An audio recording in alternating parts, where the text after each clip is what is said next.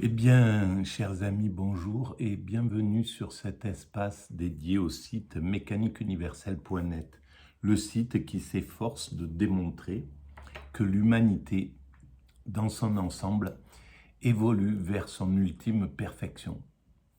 Cette perfection, pour schématiser, c'est la création, la réalisation du paradis, tel qu'on peut l'imaginer. C'est-à-dire un monde qui a résolu tous ses problèmes pathologiques, psychologiques, où l'homme n'est absolument plus un loup pour l'homme, où l'homme est devenu absolument inoffensif, fraternel. Voilà, il a atteint la sagesse, en fait. Et un, une humanité qui n'a plus d'impact négatif sur la planète, donc qui a atteint le 100% écologique, euh, voilà, et ni sur les autres espèces qui, qui harmonisent cette humanité, notre Terre. Voilà, donc schématiquement, c'est à peu près ça. Euh, L'idée que je me fais de ce paradigme, on peut tous se faire une idée du paradigme, mais simplement, il faut bien voir que cette finalité, elle concerne les siècles lointains, c'est-à-dire dans 2, 3, 4, 5 siècles, peut-être 10 siècles.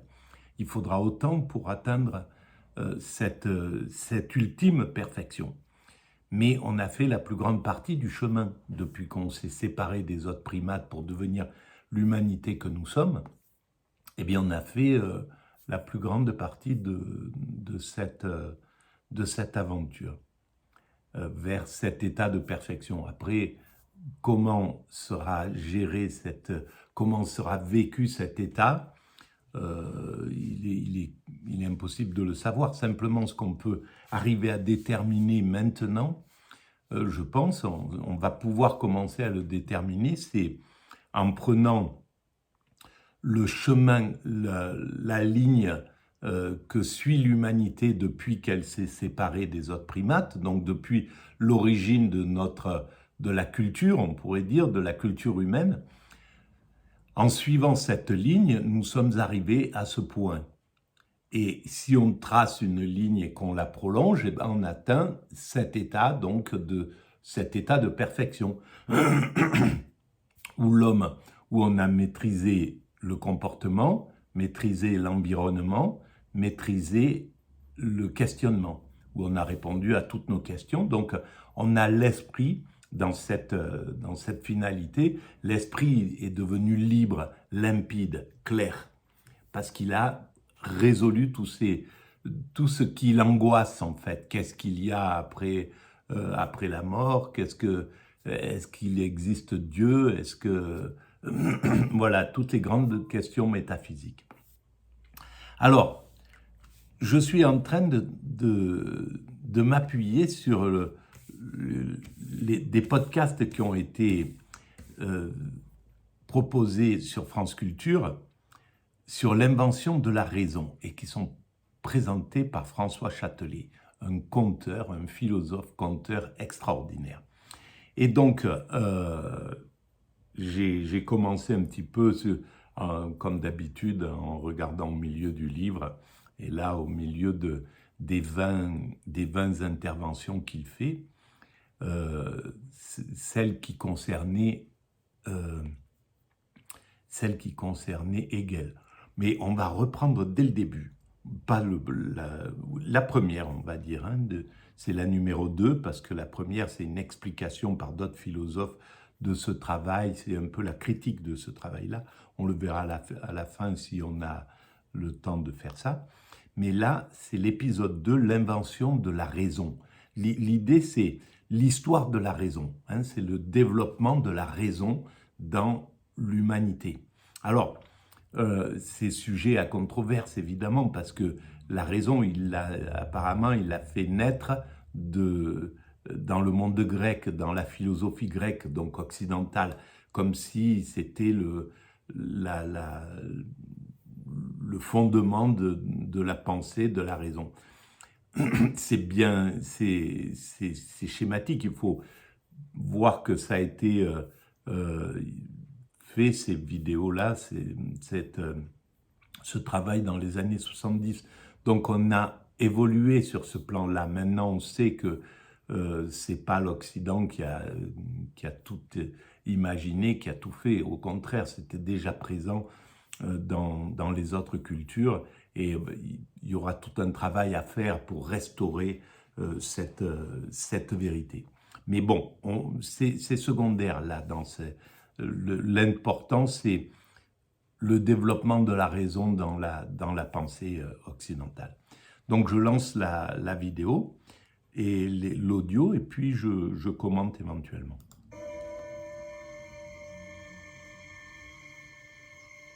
Quand on parle d'histoire, on suppose un commencement et parfois une fin. Une histoire de la raison suppose donc, elle aussi, un moment où la raison apparaît. Alors, question bizarre peut-être, François Châtelet, mais commençons par le commencement. La raison est-elle inhérente à la pensée ou bien a-t-elle été inventée? Et si oui, par qui et comment? Comment l'humanité a-t-elle fait apparaître, à un moment de son histoire, un genre culturel inconnu jusque-là, qui vient définir ce qu'on appelle la philosophie? Pour comprendre comment elle a pu surgir comme genre culturel, il faut se référer à une situation. Et j'ai choisi comme situation privilégiée celle de la Grèce classique. Voilà, alors ça c'est intéressant parce qu'il dit bien « j'ai choisi ». Voilà, donc c'est très humble en fait, c'est pas, ça commence, c'est la Grèce classique, c'est « j'ai choisi ». Là, c'est vraiment intéressant. Et évidemment, la raison, on la retrouve dans toutes les grandes intuitions religieuses, l'hindouisme, le bouddhisme, le zen, le taoïsme, le judaïsme, le christianisme, l'islam, etc. Il y a la raison qui est derrière, il y a une pensée d'un chemin, donc il y a déjà la raison. Ce n'est pas du tout que je pense. Dans le système tribal également. Grecque, heureusement, elle a réussi à s'évader. C'est la tentative d'expliquer le monde. Mais il est clair que dans la Grèce, il s'est produit pour des raisons tout à fait contingentes, des raisons historiques. Il s'est produit des rencontres telles que des hommes, des penseurs, ont fait apparaître un genre culturel nouveau, original, qui n'avait pas encore de correspondant à l'époque, l'ont fait apparaître dans un débat, dans un conflit contre d'autres genres culturels qui eux aussi cherchaient la prééminence. Et il se trouve également, alors pour des raisons qui sont contingentes, ça je ne saurais le dire, et on verra comment ça se passe par la suite, il se trouve que ce genre a eu un succès étonnant. Je me propose donc de découvrir ce sol premier de la cité grecque, plus précisément de la cité athénienne, de la démocratie athénienne, examiner ce sol pour voir dans quelles conditions cette idée a pu apparaître. Un petit point d'histoire d'abord, cela se situe aux environs du 5e siècle avant notre ère. La Grèce donc c'est est avant alors Socrate. partagée entre le pouvoir de multiples cités, certaines très petites, la commune de Montmartre, d'autres très grandes, à peu près la taille du département de Seine-et-Marne, la plus étendue d'entre elles, Sparte. Ces cités ont en commun des dieux, une culture, une langue. Ces cités sont rivales. Elles ne cessent de se battre, malgré la menace qui pèse constamment sur elles de l'invasion barbare. Alors, Ces cités ont créé évidemment, barbare, il faut le remettre au goût du jour, c'est l'étranger en réalité. Hein. Ils n'étaient pas plus barbares, et surtout pas les Perses, qui avaient un art de vivre, voilà, qui faisait partie de leurs ennemis d'une certaine manière. Mais ils avaient un haut niveau de culture et de savoir. À l'extérieur des colonies qui très vite conquièrent leur indépendance. Et dans ces colonies souffle un esprit nouveau. Il a fallu de toutes pièces fabriquer des constitutions, il a fallu de toutes pièces construire des villes, c'est-à-dire élaborer un urbanisme. Et du coup, la pensée traditionnelle a été mise à rude épreuve. Dans ces cités coloniales, on s'est rendu compte que la tradition ne suffit pas. L'esprit de la colonie est remonté jusqu'au centre. Et voici qu'à partir du VIe siècle, les cités sont secouées par des demandes de renouveau. À Athènes, cette demande est particulièrement importante et des hommes inventent ce qu'on a appelé la démocratie. La démocratie se définit à l'époque essentiellement par l'égalité. La démocratie, ça signifie que tous les citoyens, quels qu'ils soient, quelle que soit leur fortune, quelle que soit leur origine, quelle que soit l'ancienneté de leur famille, tous les citoyens sont égaux devant la loi.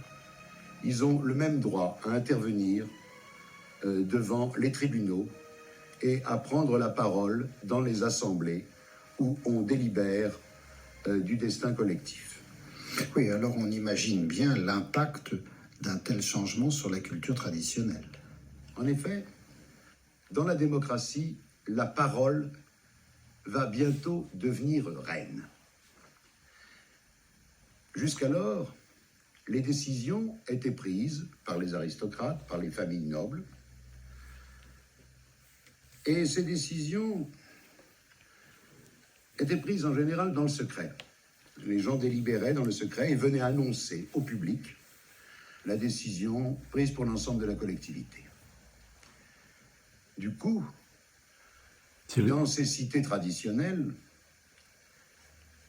l'éducation est surtout une éducation morale et une éducation militaire. C'est le principe aristocratique. Et le principe aristocratique, c'est celui qui est le plus proche de nos origines primates. C'est-à-dire que c'est un groupe de dominants qui thésaurise les privilèges, qui thésaurise la parole, qui thésaurise le regard, etc., vers lequel tout se tourne. Et c'est eux qui décident les choses pour le groupe.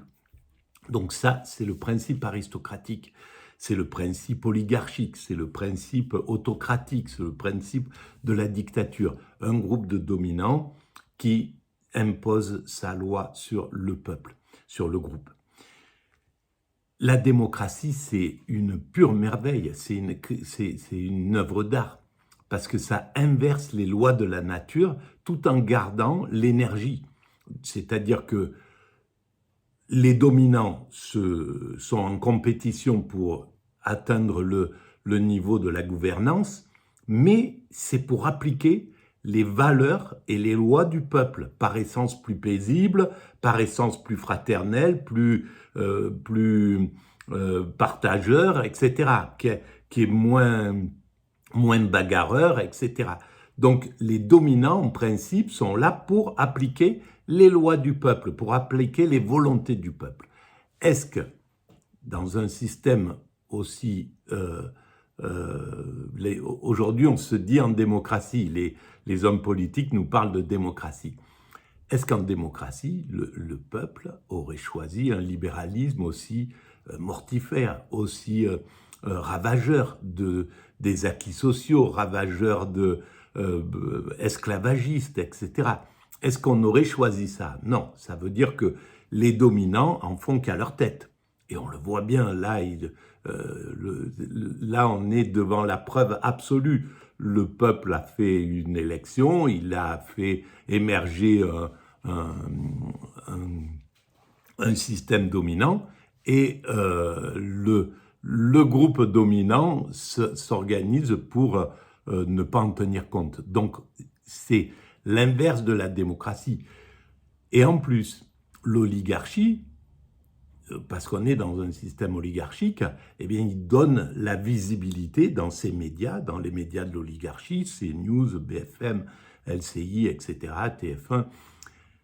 Il donne la visibilité, la vue à l'élite. C'est une sorte d'élite qui va parler au nom de tout le monde. Quand on voit dans ces émissions-là, ceux qui sont invités, les Barbier, les je sais pas moi, bref, tous ceux qui passent dans ces émissions-là, ou dans les émissions de Hanouna, bon, c'est devenu une sorte d'élite qui parle de tous les problèmes du peuple au nom du peuple, alors que c'est des gens qui vivent déjà avec 10 fois le salaire de quelqu'un. Ils sont déconnectés déjà des soucis réels du peuple. Et donc, on n'est plus en démocratie. Parce que si on était en démocratie, les médias appartiendraient au peuple, les journalistes seraient payés par le peuple, et le peuple viendrait, ça serait lui qui viendrait exprimer ce qu'il pense, voilà, les points de vue qu'il a, sur tout. C'est lui qui déciderait, qui dirait, bon, voilà, pour les grands chantiers, la guerre, l'évolution du pouvoir d'achat, je ne sais pas, enfin, tout ce dont doit être destiné nos impôts, vers quel pôle ça doit être, etc. C'est le peuple qui devrait pouvoir avoir la main là-dessus. Et on n'est pas en démocratie en réalité. Et là, on voit à quel point, jusqu'à présent, c'était un peu masqué, parce qu'il y avait quand même un vrai désir de démocratie. Dans les 30 Glorieuses, par exemple, les présidents avaient une véritable vision, je pense, de la démocratie. Et maintenant, on est sorti de ce modèle-là. On reviendra évidemment dans ce modèle, mais on en est sorti. On accorde peu de prix à la parole. Je l'ai écrit dans ces cités-là, on parle peu. Sur la mécanique universelle. Eh bien, on récite tout ça. Les vieux poèmes traditionnels. Il y a très longtemps. Ceux qui ponctuent les origines mystérieuses de la ville. Avec la cité démocratique, la parole intervient et va dominer, bien sûr, celui qui s'en trouve maître. Et on est sur le présent d'un seul coup, parce que avant c'était la mythologie qui donnait le là de toute l'histoire. On faisait référence à aux créateurs de la cité, à l'histoire de la cité, etc. Et puis d'un seul coup, là, les hommes commencent à prendre la parole. D'abord, dans ces sociétés comme Athènes, il y avait plein d'étrangers qui venaient de l'extérieur, donc ça a amené une autre façon de penser. C'était déjà une ouverture d'esprit, et c'est pas pour rien qu'Athènes était le leader dans les cités, justement parce que, comme les États-Unis, à partir des années 1900, où ils ont commencé à accueillir du monde de tous les continents, de toutes les couleurs, de toutes les tendances, de toutes les religions. Et ce melting pot a donné une énergie incroyable, et puis une façon d'imaginer. Alors maintenant, on se retrouve avec quelque chose de compliqué avec les États-Unis dans leur progression vers l'hégémonie, mais on voit à quel point c'est riche le fait de sortir de l'ethnique et d'englober tout un tas de nouveautés pour ouvrir l'esprit et pour développer la pensée. À Athènes, au début du 5e siècle, avant notre ère bien sûr, la ville a pris une importance considérable. Les barbares venus de Perse se sont abattus par 2 fois, en 490 et 480. Et par 2 fois, c'est cette jeune cité d'Athènes qui a mené le combat le plus résolu contre l'invasion. Jusqu'alors, il faut le dire, elle n'avait eu guère d'importance. Lorsque les barbares sont définitivement repoussés, après la très célèbre bataille de Salamine, Athènes est devenue un pouvoir important sur lequel les yeux se fixent. Et la démocratie athénienne, du coup, se manifeste comme une espèce de modèle. On peut dire qu'à partir de là, le goût de la parole gagne la Grèce entière. Et en même temps que le goût de la parole, naissent des techniques ou des arts. Ici, j'ai presque envie de faire le pédant et d'employer le mot grec que l'on employait à l'époque, qui est le mot techné. Car dans techné, il y a à la fois l'idée d'une technique, d'un savoir-faire appliqué, mais il y a aussi l'idée de l'art, l'idée d'une invention, l'idée d'un produit original. Et il m'arrivera certainement d'avoir à employer ce mot pour bien marquer ces deux aspects à la fois de pratique et d'invention individuelle. Et là, on voit à quel point ça a dû être un accélérateur de ce grand mouvement à Athènes, qui n'a pas duré tellement longtemps, hein, 5e siècle, 4e siècle, 3e siècle, sur 2 siècles. Il y a eu une accélération de tout, à tous les niveaux, philosophique, social, politique, technique, etc. Et donc, c'est un petit peu l'équivalent du monde qu'on connaît actuellement, avec une accélération la fulgurante on le voit, hein, les nouvelles technologies, etc. Donc, à chaque moment, on retrouve ces grands pôles d'accélération qui se font et qui ont dû se faire à l'époque de la Perse, à l'époque de l'Égypte, à l'époque des grandes civilisations africaines, des grandes civilisations sud-américaines, asiatiques, etc., etc. Oui, ce développement de la parole entraîne la naissance de techniques particulières qui sont les techniques de ce qu'on va appeler plus tard la rhétorique. Ah, voilà. Alors là, on va arrêter là pour cette vidéo, mais c'est la naissance des sophistes, de ceux qui vont commencer à parler aussi, entre guillemets, pour abuser autrui, pour pouvoir...